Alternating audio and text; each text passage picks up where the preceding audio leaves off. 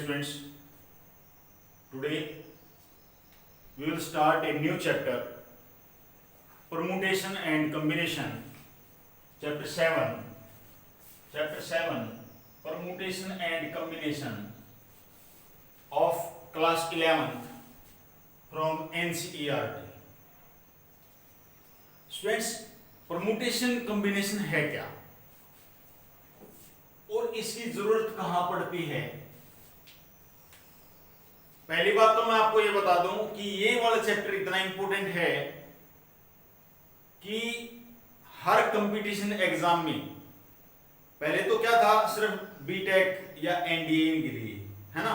अब even SSC, bank PO, bank clerical, Haryana police, इनके अंदर भी इस चैप्टर से क्वेश्चन पूछ जाते हैं। 1 से लेकर 2 क्वेश्चंस तो इस चैप्टर से आने ही आने हैं। तो बहुत ही आसान चैप्टर है, 2 3 लाइन के क्वेश्चन बनते हैं सारे, और आप इसको आप इजीली कर सकते हैं। क्लियर? बात कहां से शुरू हुई है, कैसे बनी है परम्यूटेशन कॉम्बिनेशन? ऐसा हुआ एक बार, स्टूडेंट्स में एक स्टोरी बता रहा हूं आपको कुछ समझना है उसको वो क्या कहना चाहता है। एक बैंक होता है,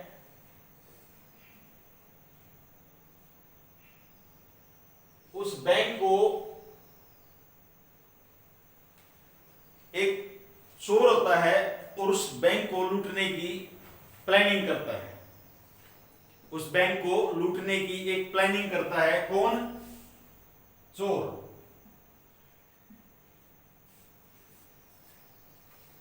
वो प्लानिंग करता है और वो एक दिन बैंक के अंदर जाता है और उनकी सिस्टम देखता है कि जो कैश है, जो पैसा है, वो कहां पर रखा जाता है।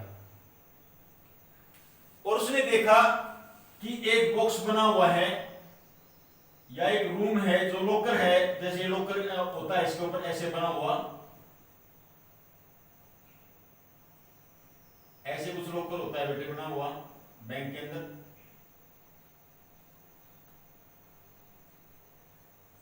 ऐसे कुछ डिजाइन का लॉकर होता है और उस लॉकर में 10 डिजिट्स लगे हुए हैं। 10 डिजिट्स का कोड है, 10 डिजिट्स का कोड है। 1 2 3 4 5 6 7 8 और 9, ये 10 डिजिट्स का कोड है। वो आप उसके अंदर डालेंगे तो आपका लॉक खुल जाएगा। जैसे हमारे मोबाइल्स में होते हैं, हम पासवर्ड लगा देते हैं 4 डिजिट का, 4 डिजिट का पासवर्ड लगा दिया, वो मैं ही खोल सकता हूं या जिसको पता होगा वही खोल सकता है। यदि मेरे पास कोई अनलॉक्ड फोन आ गया, लॉक फोन आ गया, और मैं उसको देखना चाहूं कि उसमें अंदर 4 डिजिट का नंबर है, तो मैं 4 डिजिट कहां से लेके आऊंगा? मेरे पास 0 से लेकर 10 तक डिजिट होते हैं। ये 9 डिजिट हो गए ना, 9 डिजिट मान लेता हूं इसको, 10 डिजिट की बजाय 9 डिजिट, क्योंकि 0 इन्वॉल्व नहीं है सपोज करें। तो उस फोन को खोलने के लिए 4 डिजिट की जरूरत पड़ेगी। कितने डिजिट की जरूरत पड़ेगी? 4 की। और मेरे पास 10 डिजिट हैं, 0 1 2 3 4 5 6 7 8 और 9, 10 डिजिट है टोटल। उन 10 डिजिट का यूज करूंगा मैं उस फोन को खोलने के लिए। मैं अप्लाई करता रहूंगा, कभी 1 2 3 4 करूंगा, है ना, कभी 3 2 1 4 करूंगा, कभी 0 1 2, मतलब कुछ भी प्लानिंग करता रहूंगा, कहीं ना कहीं तो खुलेगा। ऐसा ही उस चोर ने सोचा कि मैं 9 डिजिट का ही तो एक पासवर्ड है, उसको बना लूंगा 9 डिजिट का पासवर्ड और मैं उसको खोल करके मैं सारा कुछ ले लूंगा। लेकिन स्टूडेंट्स, एक मोस्ट इंपोर्टेंट बात यहां पर यह है, इस पूरे चैप्टर में आप पढ़ेंगे क्या? रिपीटिशन।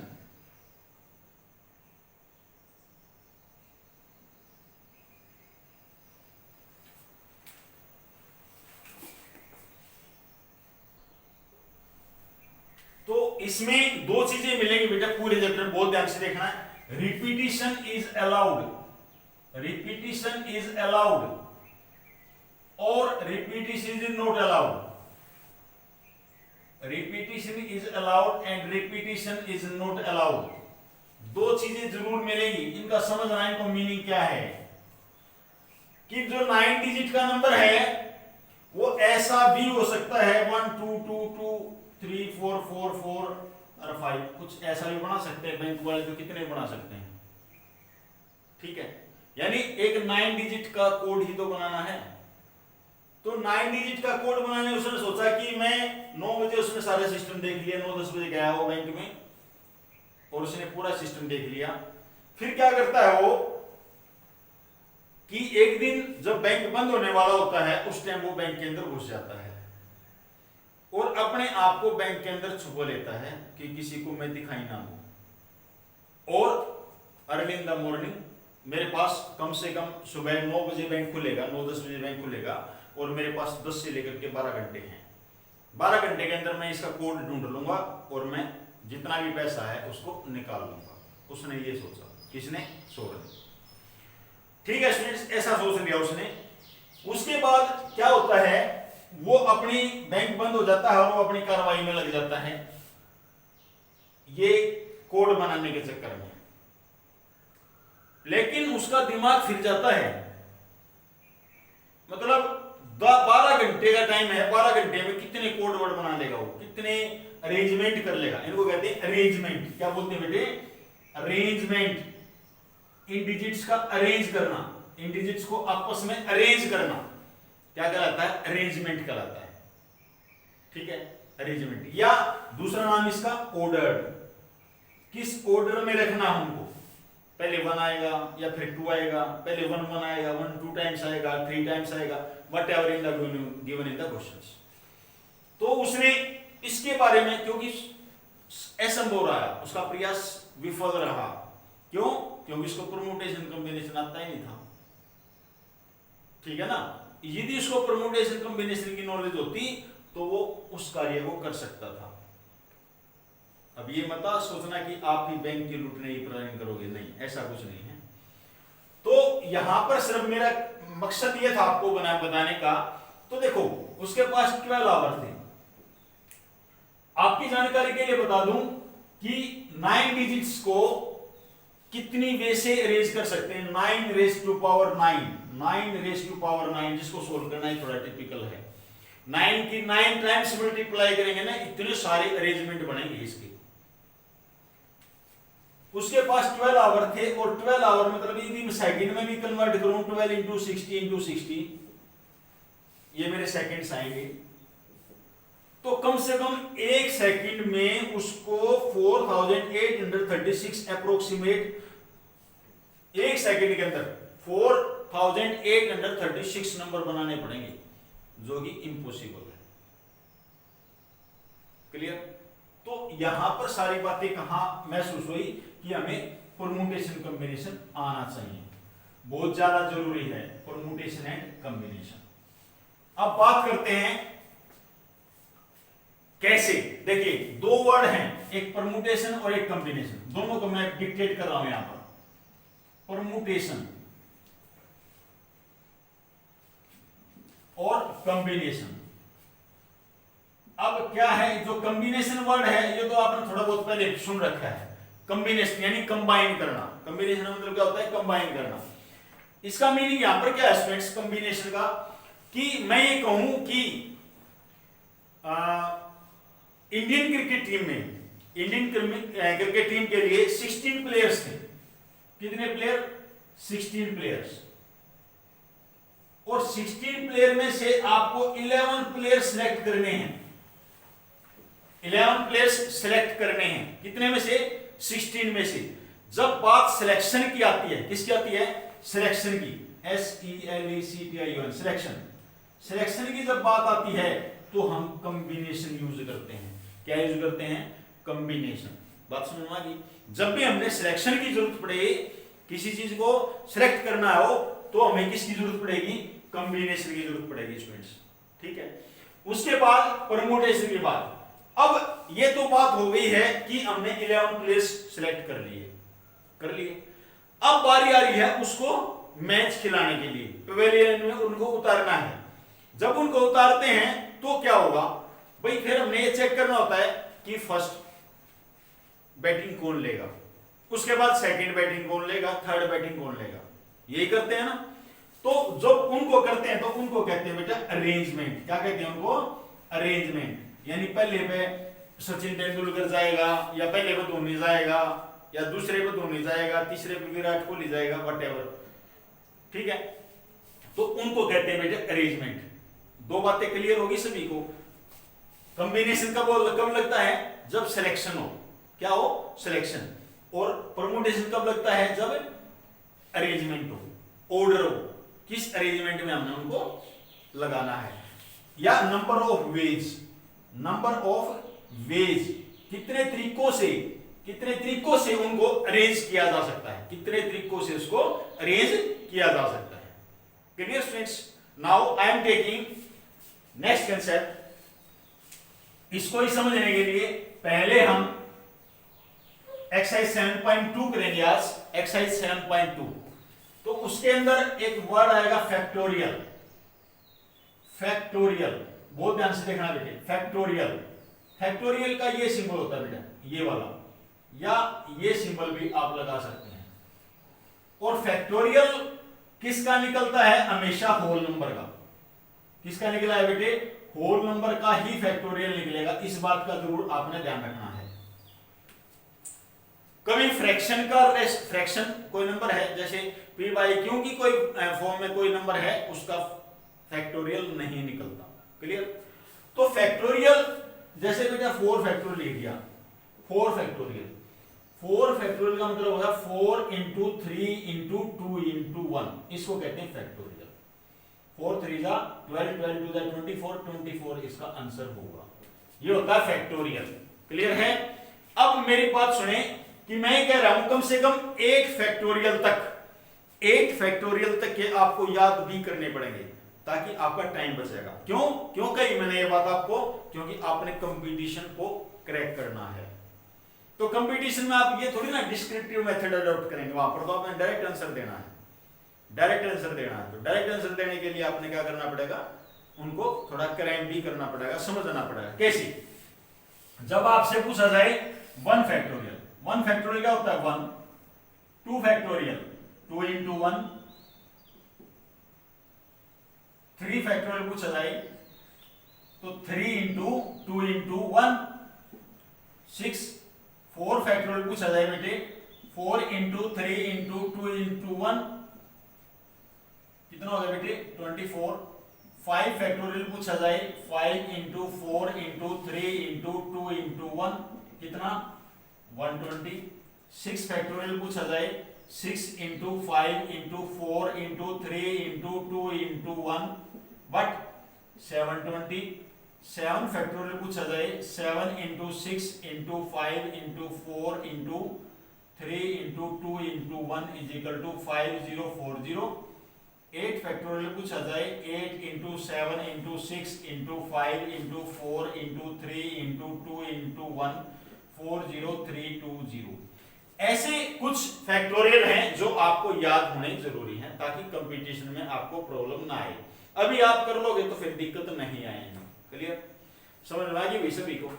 अब परमुटेशन में भी कुछ प्रॉपर्टीज हैं। एक की प्रॉपर्टी है बहुत आसान प्रॉपर्टी है, बोर्ड की तरफ ध्यान देंगे। यदि मैं इस 5 फैक्टोरियल का एग्जांपल ले रहा हूं, 5 फैक्टोरियल, 5 फैक्टोरियल को 5 इंटू 4 फैक्टोरियल भी लिख सकते हैं। 5 फैक्टोरियल को 5 इंटू 4 फैक्टोरियल भी लिख सकते हैं। इसको 5 इंटू 4 इंटू 3 फैक्टोरियल भी लिख सकते हैं। 5 इंटू 4 इंटू 3 इंटू 2 फैक्टोरियल भी लिख सकते हैं। जहां तक मुझे जरूरत है वहां तक मैं इसको लिख सकता हूं। ये प्रॉपर्टी आपको समझनी है। तो बात करते हैं n फैक्टोरियल की। n natural number, whole number कह सकते हैं। n फैक्टोरियल को लेंगे तो n into n minus 1 factorial भी लिख सकते हैं।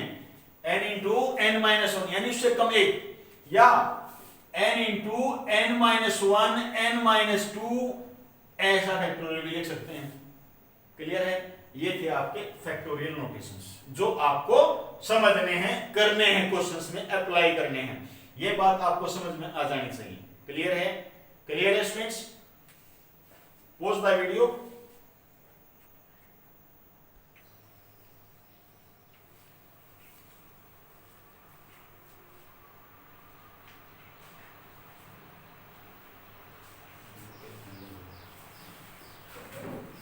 Yes friends, now I am taking exercise 7.2. Question number 1, 8 factorial. Evaluate 8 factorial. और अभी मैंने आपको याद करवाए थे 8 factorial.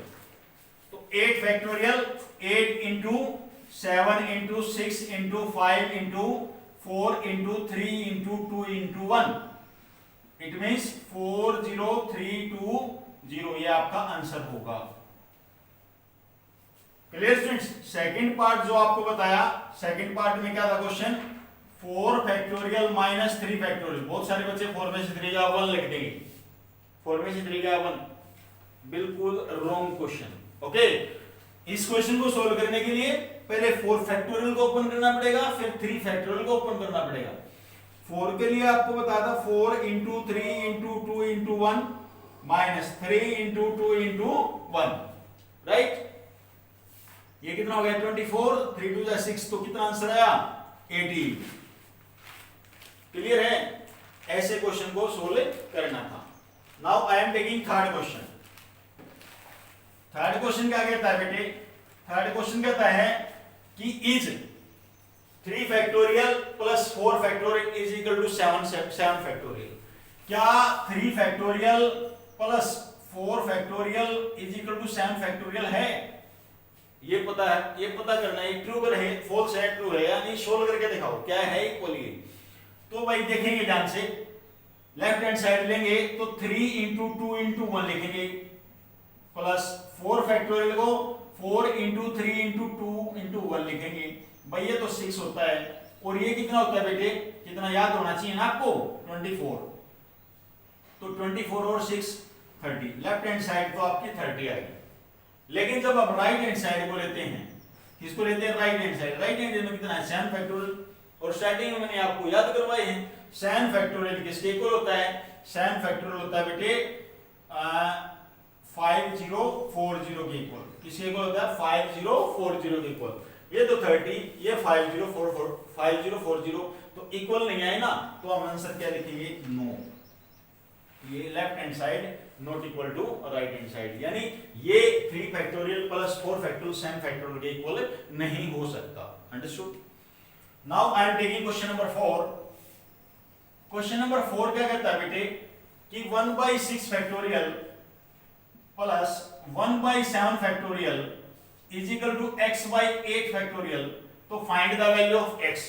Find the value of x. अब हमारे क्वेश्चंस को जरूरी नहीं है कि हम उसको पूरा एक्सप्लेन करें, तो मैंने आपको और भी तरीके बताए थे. तो देखिए ध्यान से. अब 1 इसमें सबसे छोटा स्मॉल फैक्टोरियल 6 फैक्टोरियल है, तो हर एक चीज को 6 तक तो खोल ही सकते हैं. 7 into 6 factorial is equal to x over 8 into 7 into 6 factorial तक हमने इसको खोल दिया है. तो अब आप देखेंगे लेफ्ट साइड में 1/6 फैक्टोरियल कॉमन निकलेगा. और जब कॉमन निकला तो यहां पर मेरे पास 1 बचा बेटे. यहां पर क्या बचा? 1/7. कोई पॉइंट क्लियर नहीं हो तो पूछ लेना. 6 फैक्टोरियल यहां पर है, 6 फैक्टोरियल यहां पर है, 6 फैक्टोरियल कॉमन निकाल दिया. Is equal to x over x8 into 7 into 6 factorial. 6 factorial से 6 फैक्टोरियल कैंसिल हो गया. 7 1 जा 7 और 8, 7 और 1 8, 8/7 is equal to x/8 into 7. Now 7 से 7 कैंसिल बेटे, x इज इक्वल टू 64. इस प्रकार से आपका ये क्वेश्चन नंबर 4 था. क्लियर है? क्लियर है students? Pause the video and note it down this question. Now